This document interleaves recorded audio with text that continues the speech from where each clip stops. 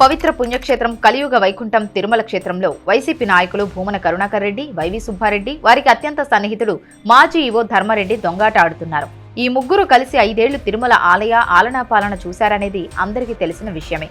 ఈ దుష్టత్రయం నిర్వాకంతో పవిత్రమైన లడ్డూ ప్రసాదంలో కల్తీ జరిగింది. పరకామణిలో చోరీ జరిగింది.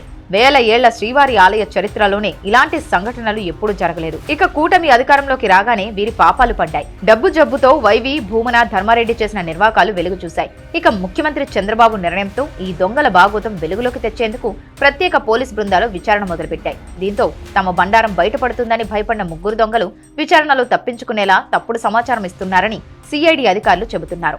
ముగ్గురు కలిసి 5 ఏళ్లు తిరుమలలో అధికారం చలాయించగా 2 కేసుల్లో తమ పాత్ర లేదని ఇతరులపైకి నెట్టేసే ప్రయత్నం చేస్తున్నారు. కల్తీనే ఈ కేసులో వైవిని విచారిస్తే నాకేం తెలుసు, అంతా ధర్మారెడ్డి చేశాడని చెబుతుంటే ధర్మారెడ్డి ఏమో హైకమాండ్ చెప్పింది కాబట్టే చేయాల్సి వచ్చిందని అంటున్నాడు. హైకమాండ్ ఎవరంటే జగన్ పేరు పరోక్షంగా ప్రస్తావిస్తున్నాడట.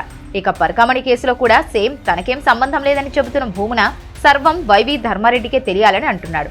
ఇదే విషయంలో తన పాత్ర లేదని చెబుతున్న ధర్మారెడ్డి భూమన వైవి వైపు వేలెత్తి చూపుతున్నాడు. మొత్తానికి ముగ్గురు తప్పించుకునేలా వ్యవహరిస్తున్నారు. దీంతో మొత్తం ముగ్గురిని లోపల వేయాలని భక్తులు డిమాండ్ చేస్తున్నారు.